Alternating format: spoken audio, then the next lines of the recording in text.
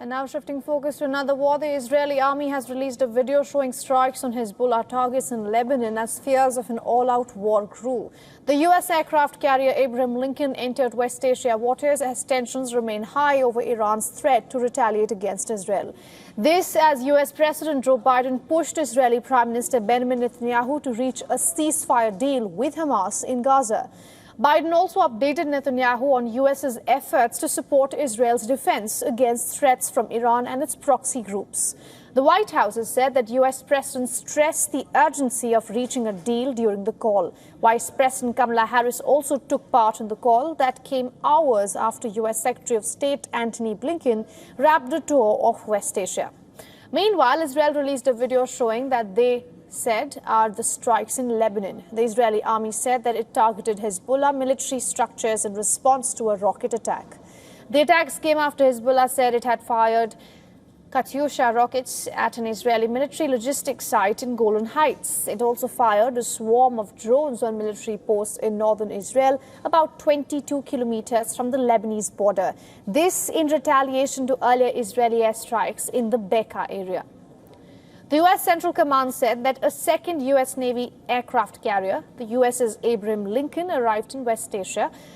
The carrier, equipped with F-35 fighter jets, added to the U.S. ships already in the region, including the USS Theodore Roosevelt aircraft carrier, which arrived in mid-July. On the diplomatic front, negotiators are heading back to Cairo this week to try and iron out details of a deal. The current proposal put together by US, Egypt and Qatar over several weeks in July is said to be the strongest form of the deal to date. Israel is reportedly now on board, but Hamas has said in public statements that it will not accept the pact. Netanyahu, visiting an Air Force base in northern Israel, said that Israel is quote-unquote prepared for any scenario, both in defense and attack.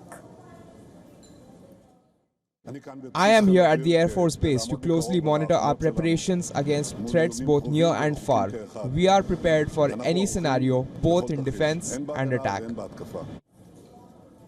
Israeli Defense Minister Yoav Gallant traveled to Gaza Strip to access and also assess a military operation that resulted in what he says is the defeat of the Rafah Brigade and the destruction of over 150 tunnels. Meanwhile, Gazans are again on the run as they fled the western area of Khan Yunis after an Israeli evacuation order. Displaced people carried their belongings, comforted children and assisted the elderly along the journey.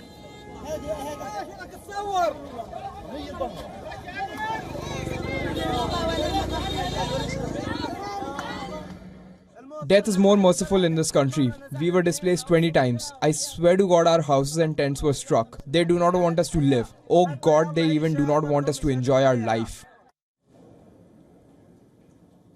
Gaza Civil Emergency Service claimed that Israeli military struck a school and a nearby house in Gaza City on Wednesday, killing at least 3 people and wounding 15. Palestinian health officials have claimed that Israeli airstrikes across Gaza killed at least 50 Palestinians in the past 24 hours.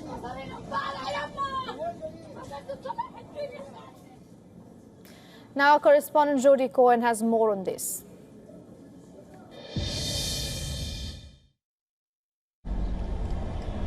Right, so a key sticking point is the Philadelphia corridor. That's the border between Gaza and Israel. Now, when the IDF took control of the corridor from Hamas on the Gazan side, they found more than 100 smuggling tunnels. And the corridor is considered a lifeline for Hamas, which is why Israel wants to maintain some element of control or oversight there.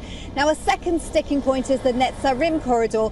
Israel wants a mechanism to prevent armed Hamas forces from moving back to northern Gaza. Now, Hamas opposes this, but it's seen as important for Israel to be able to protect the communities in southern Israel.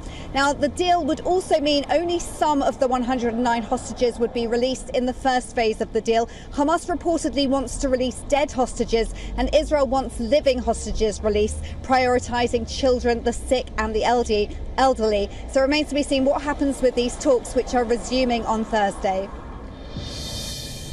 So Arab mediators are reportedly pressing Hamas for a deal. We know that President Biden and Vice President Harris had a call with Israeli Prime Minister Netanyahu on Wednesday night, and the White House said that they stressed the urgency of finalising a deal. Now, Israel has accepted the US-backed bridging proposal and sent its top-level negotiators to the talks, but so far Hamas has not accepted the proposal and won't be sending people to the talks this week. Now, the families of some of the hostages have called for flexibility on the part of Prime Minister Netanyahu and Hamas. They believe that time is running out for the hostages. Biden and Harris also discussed with Netanyahu, and this is a quote from the White House, the US efforts to support Israel's defense against all threats from Iran, including its proxy terror groups, Hamas, Hezbollah and the Houthis.